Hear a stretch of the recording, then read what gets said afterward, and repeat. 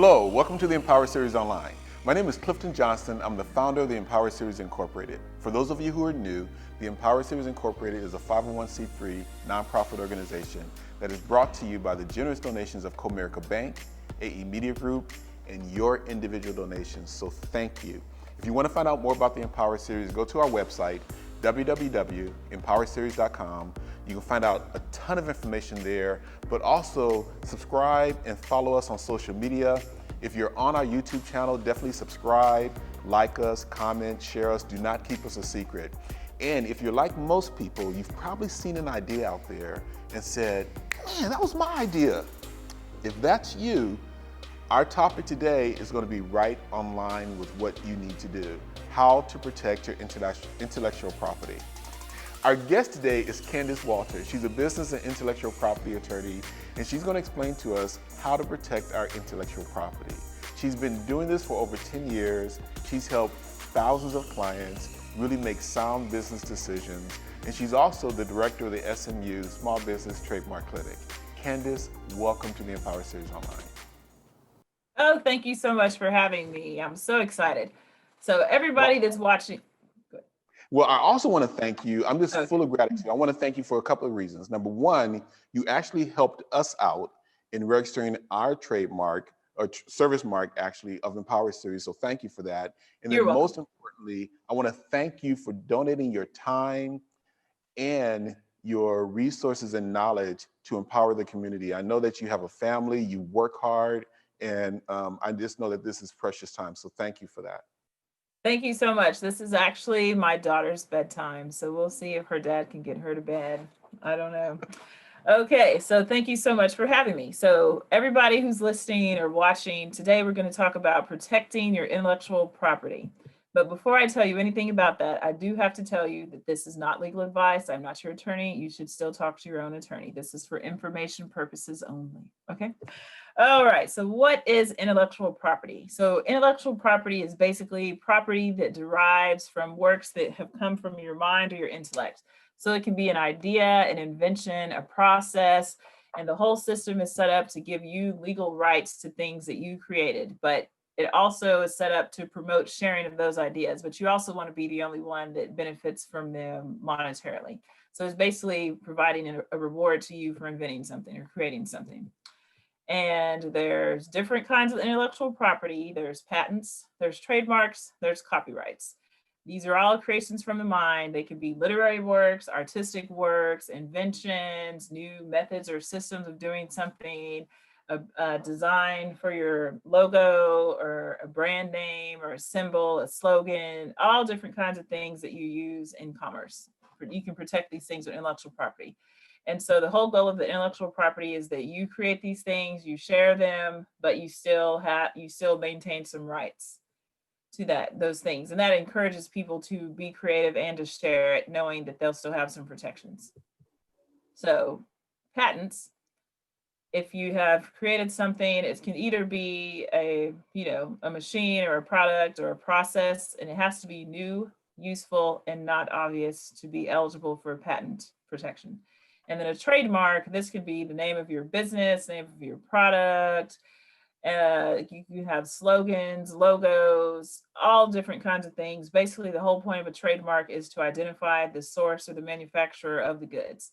And then a copyright, that's for different kinds of works of authorship. So it could be TV, movies, software, it could be paintings, photographs, sculptures, all kinds of things can be protected with a copyright. A book, perhaps you wrote a book of poetry, you can protect that with a copyright. And if you ever see the C in a circle, that's the symbol for copyright. The R in a circle is for the registered trademark. And then for patents, there's a lot of different things people put. Sometimes they write patent with a number. You've probably seen things that say patent pending. They might just write patented. There's a lot of different ways you can mark your products to let people know there's a patent on it.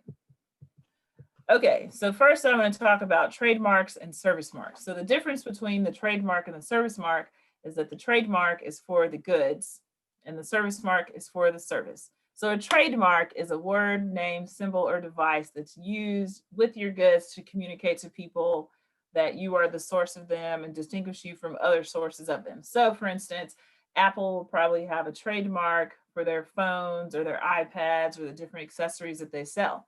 And then a service mark is very similar to a trademark, but instead of a good or a product, it's a service that you sell.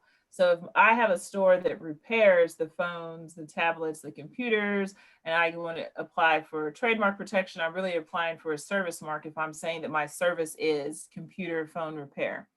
So trademark mark, they're commonly used to refer to trademarks and service marks. But when people say those words, that's what they're talking about. And trade dress is a little bit different from trademark. That has to do with your packaging or the appearance, or like a certain kind of store and the colors and the shapes of the seats that they have and different things in there that kind of give people the feeling of being in this place. And then I said already that the R in the circle is for the registered trademark. So if your trademark is not registered because it's a common law trademark or a state trademark, you can use the TM. You can't use the R until you have a federally registered trademark. So that brings me to my next point. There's 3 different levels of trademark. So common law trademark, that just means that you use it. So if I bake some cookies, go to the park and sell them to people walking by and say, these are Kandace's delicious, fantastic cookies, and I have a little sticker on it with my face that says Kandace's delicious, fantastic cookies, I have a state trademark for that, for my little sticker with my face, Kandace's fantastic cookies. So if I want to protect Kandace's fantastic cookies, a little sticker with my face across the whole entire state, I need to apply for a state trademark with the Secretary of State. And if I get my trademark approved, then I can tell people in Houston, Austin, San Antonio, Dallas, you cannot call your cookies Kandace's fantastic cookies and have a little sticker with my logo on it. You can't do it. I'm in that space. And so with a federal trademark, if I had a federal trademark, I could enforce it across the whole United States. But in order for me to have a federal trademark, I have to engage in interstate commerce. Okay. So if I'm just selling my cookie to people in the park that walk by, I'm not engaging in interstate commerce. But if I have a website and people order my cookie and I ship it all around the country, and maybe I get on Oprah's favorite things, and now I have a whole new slew of customers, I'm definitely in interstate commerce. I want to protect that brand because now I'm, selling so much product. People are looking for me. I want to stop other people from making fake Kandace's favorite cookies and stealing some of my goodwill that I've developed from my products. So the federal trademark, the filing fees are going to be higher, but you're also going to be protected across the whole United States. And the difference with a federal and a state trademark, a federal trademark, you can apply saying that I'm using it now, or you can say I plan to use it in the future. You have that option. You don't have that option with a state trademark. You have to be using it right now. So in the state trademark application, they're going to ask you, when did you first use it anywhere?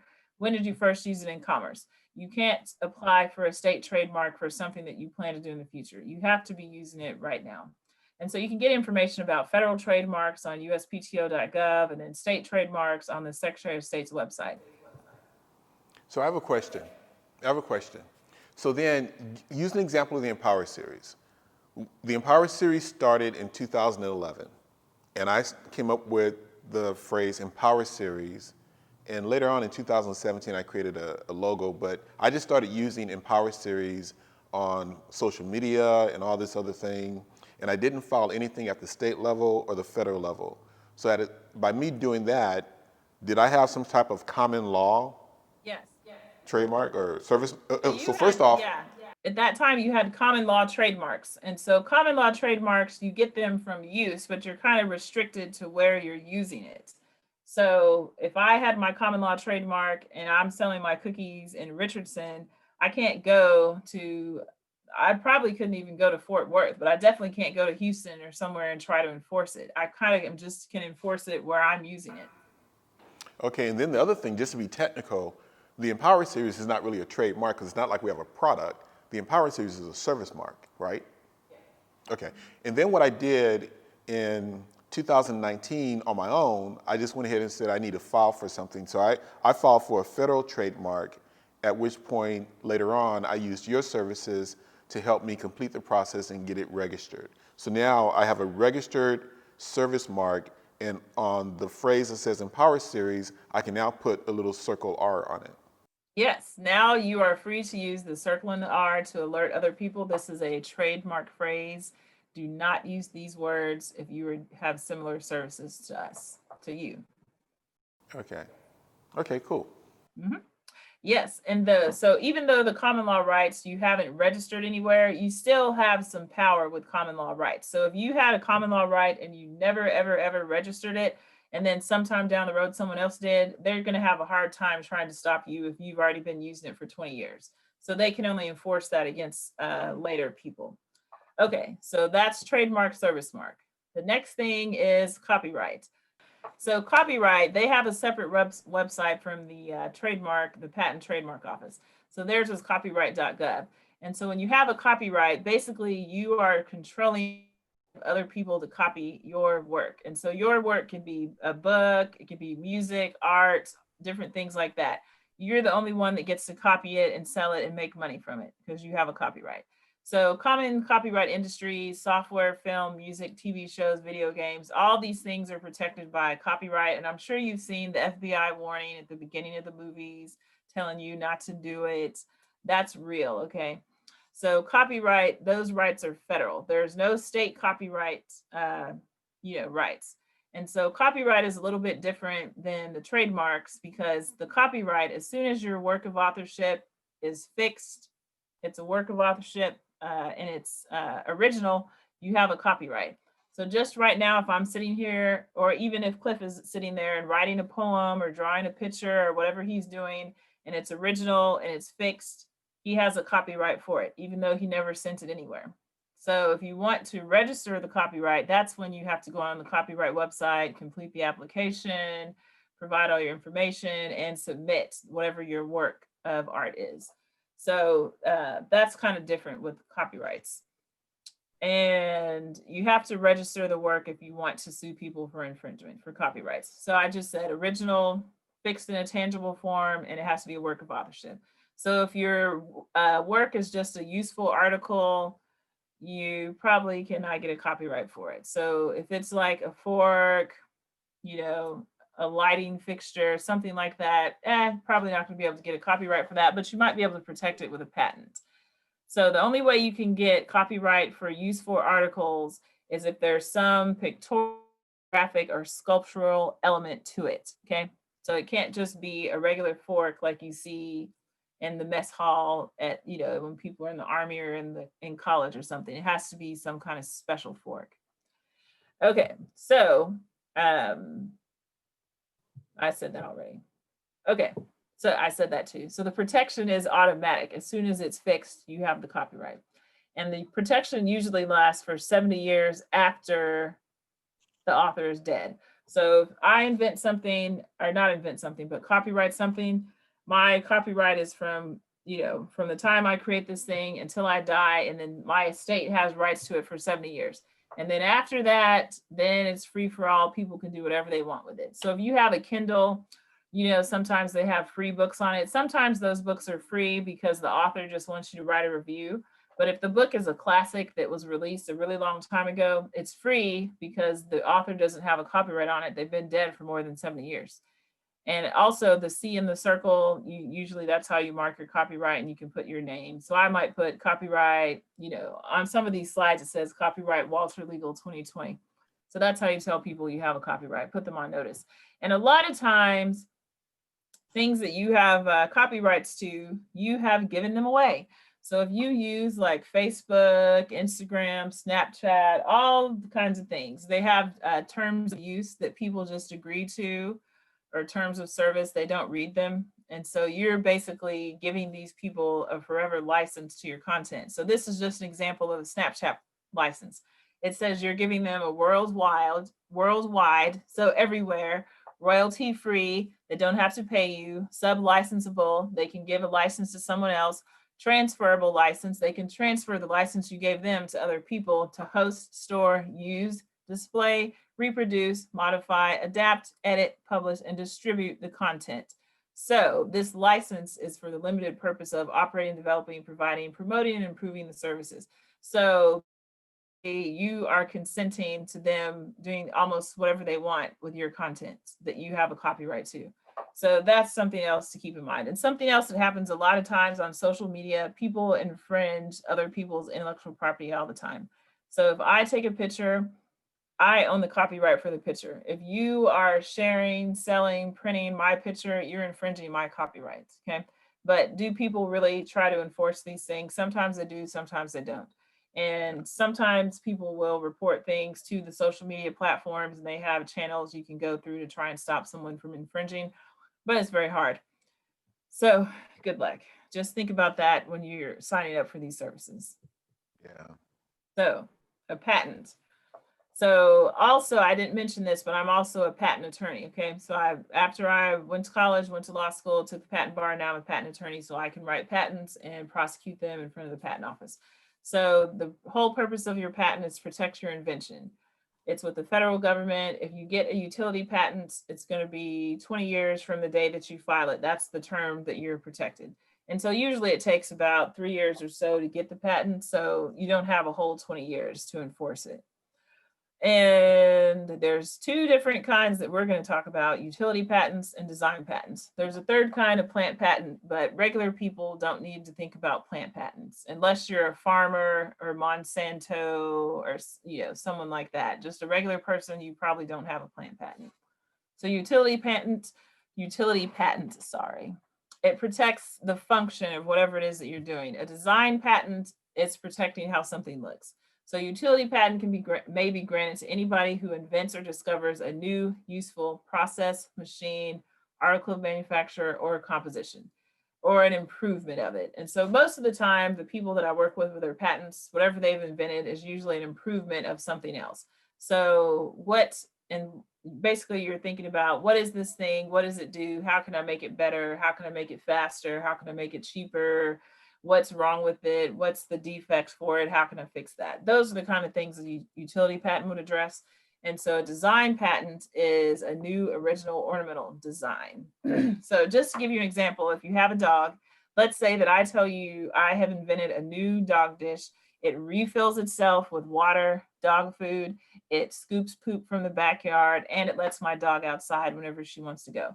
This is an amazing dog dish. So that is something that I would want to protect with a patent, okay?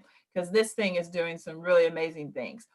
So it's not new that people feed their dogs or scoop poop or, let them outside and whatever. None of that stuff is new, but me putting these things all together into one machine, that's something new.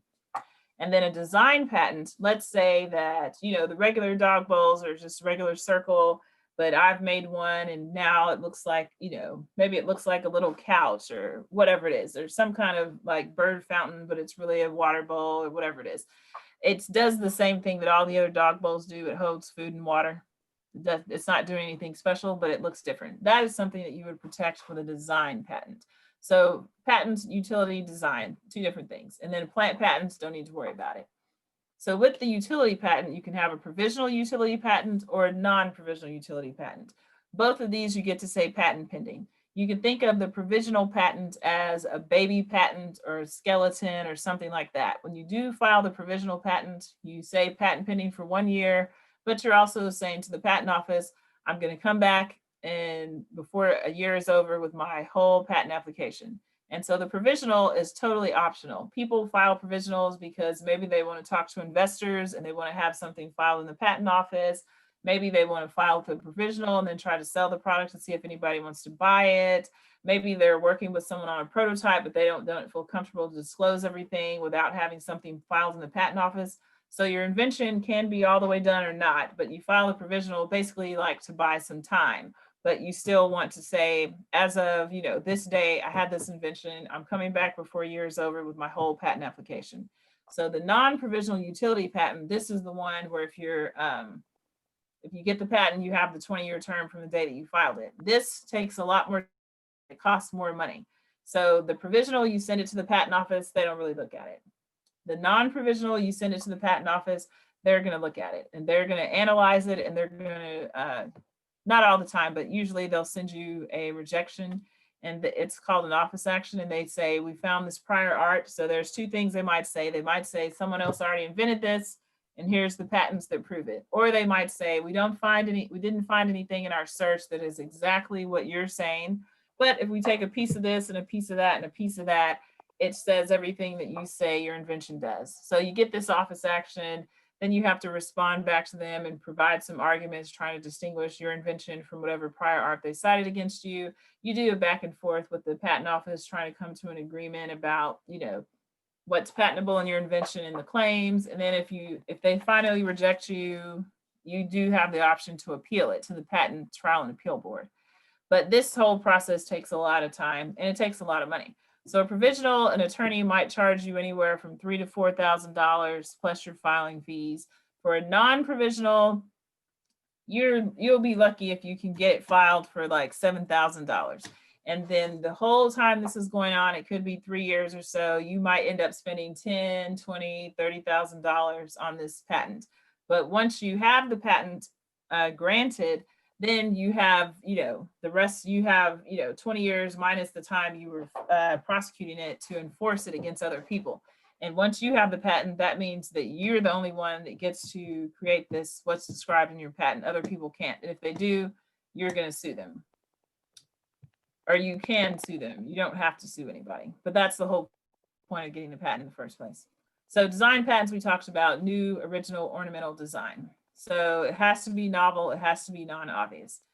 And sometimes sometimes it's a strategy thing. You want to try and protect it as a design patent, a copyright, trade dress. There's different elements, different benefits to each one of those things. And so a design patent also will be cheaper for you than a utility patent, but you're also just protecting what it looks like and not the function of it, whatever your product is. And so, okay, so I have a question. Yes. On patents. It sounds like filing for a patent is an investment of money. Yes. I know you've had people say, I have an idea that I think is worth getting a patent on, but I have no money. Have you heard that before? I have heard that before, yes. What do you tell them? So if somebody has an idea that they want a patent, but they say they don't have any money, there are resources for people that do provide pro bono patent services, but similar to the clinic, there's going to be a wait, So the USPTO website has some information about pro bono, and then like some different laws, like even SMU too, they have a patent clinic. So there's different law schools that have clinics. And so when you are a client of a clinic, a law student is working on your patent or trademark or whatever they're doing, and an attorney is supervising them. So if you have this idea, you don't have any money, you can look to the USPTO because they have some pro bono programs where attorneys donate their time. And there's also law school clinics that have law students that can help you and be supervised by an attorney. So that will help you on your attorney fees, but would you still have to come up with your filing fees? Like in our clinic, the client still has to pay the filing fees. And so the filing fees for a non-provisional patent is, because you said it could be as little as $7,500, but then it could be up to $30,000. And so no, those aren't the filing fees. Those are your attorney's fees. Oh, that's just the attorney fees. That's the attorney's fees. So wow. Like for a non-provisional patent, if you say that there's different fees. So they have the undiscounted fee. And then if you say you're a small entity, you get a 50% discount. And then if you say you're a micro entity, you get a 75% discount. So like for a non-provisional, if you say you're a micro entity and you're saying, my income is under $180,000, then your filing fee is $400. But if you're a small entity, then your filing fee is $800. Yeah. So straight up, if you're trying to get something patented, you've got to make sure that this patent is something that is profitable, or that it has some kind of economic value in the marketplace where you can recoup your cost. Yes, and that's why earlier I said some people do a provisional patent because they say, hey, I'll spend, $3,000 on a provisional, then I'm going to try to sell this. And if there seems like there's a demand for it, then I would definitely want to protect it. But if there's not a demand for it, I don't want to spend $10,000 on this thing that nobody wants to buy. And a lot of people that I talk to, they also decide to do a provisional patent, and then they try to sell it or to someone else and let that, like a bigger company, and then let them pay the fees. So a lot of people have that idea. But I Okay. do have clients where we filed a provisional patent. They tried to sell it, before almost, when it was time to file the non-provisional, they're like, hey, I only sold 3 of them. So I don't want to spend the money to keep trying to patent this. There doesn't seem to be a market for it. So that happens to people too. And something else that you can do that is cheaper than the filing application for the utility or non-provisional, provisional, you can also get a patent search. So that will cost you about, $1,000. And so a patent search is good because you can find out like you think that this thing is novel and no one's invented it before, but let's get a search and see if that's true. So you want to do that before you get too invested in the process, huh? Say that again. You will want to do that before you get too invested in the process. I mean, I think you would, because sometimes people think that no one has invented this, but maybe someone did invent it, but they just weren't successful at selling it. Got it. Got it. Okay, so But the that's next thing I was going to talk about was trade secrets. So this is like Dr. Pepper, Coca-Cola, KFC, their secret recipes, only a few people know it, or they keep it in a safe at their corporate headquarters. So the trade secret is basically something that provides an economic benefit to the owner, but their competitors don't know it. If they did know it, it would hurt the owner of the trade secret. And so you have to keep it a secret, so if it's a trade secret, it needs to be marked confidential. Only certain people have access to it in your company. Maybe you keep it locked up, different things like that. But it is valuable. Sometimes people decide to keep something as a trade secret because if you do apply for a patent, then it's going to be published and everyone can see it. If you have something as a trade secret, it's a secret, people can't see it. So trade secrets, you can use those for formulas, recipes, plans, drawings, customer lists, all kinds of things can be a trade secret for your business. so you And would have to also, have there's not a finite term. So the patent, 20 years, a trade secret, as long as you keep it a secret, it can be like 100 years that it's the secret that your company has. so it you would have to do a patent and a trade secret if you want to keep it secret. Yeah, so you can't do that because a trade secret has to be a secret, and then a patent is going to be published. So when you file a patent application, after 18 months, the patent office is going to publish it. So anyone who wants to look on USPTO can find your patent and read everything that you wrote in there. So if you have a trade secret, you don't want to file a patent. No. Mm-mm. Got it. Yeah. Got it. So yeah, you can't do this. You can't do both on the same thing. And so the last thing that I wanted to talk about is information. People probably have information overload, I'm sure. So there are lots of resources where you can go to get more information and to get help. So I wanted to talk about a few of those things. So Cliff mentioned if you have, an idea, or you have, you need help with your business or your trademark, you don't have money for an attorney, there are law school clinics. There's one at SMU. I'm the director of the Small Business Trademark Clinic, but Texas A&M also has a clinic that can provide services to you. The USPTO, they have information just about these things I've been talking about today, and they also have resources on their website where you can find out about pro bono attorneys. And then also different bar associations in Dallas. They, like, just this weekend, I guess it was last Friday, there was a presentation from Dallas Young Lawyers about business, just a lot of different, I think it was like maybe 6, 7 attorneys talking about different issues for business owners. So the Young Lawyers, the Dallas Bar Association, Dale Turner Legal Association, Hispanic Bar Association, all these people put on, programs for people in the community to come and get information. Then also the Small Business Administration, they have information for you. Your local chambers of commerce, the Small Business Development Center, the Dallas Entrepreneur Center. That's a good place to get information and talk to other people who are being creative and, starting businesses. And then also there's the internet. So blogs, webinars, podcasts like the Empower series.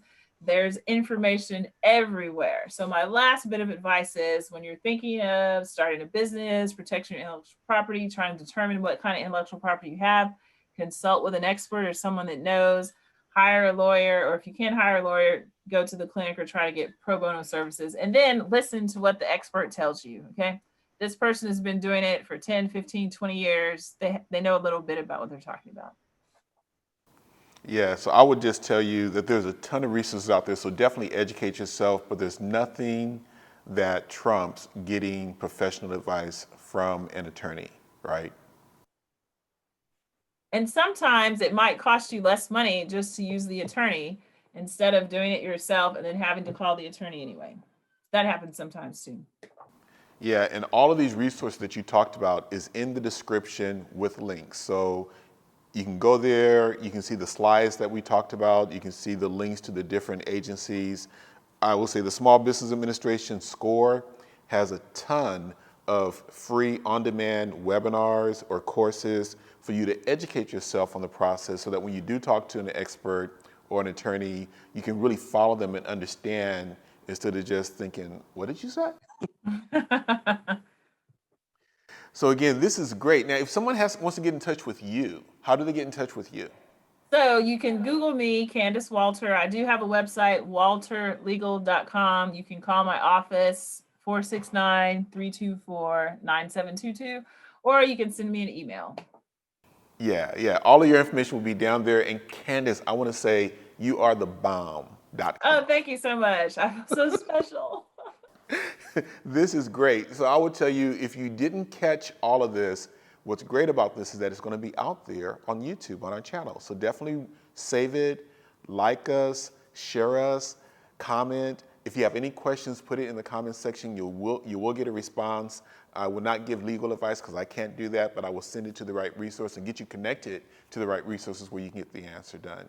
Get your questions answered.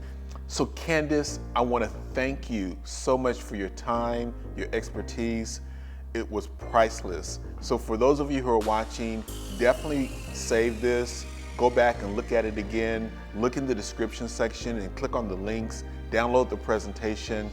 Don't let this be the last time that you connect with the Empower Series and get the information so that you can make informed decisions. I want to thank Comerica Bank, AE Media Group, and again, I want to thank you for spending the time to listen. Definitely share this with other people. If you want to find out more about the Empower Series, go to our website at www.empowerseries.com. Do not keep us a secret, share us. And until we meet again, I want you to be empowered and inspired to thrive. Thank you.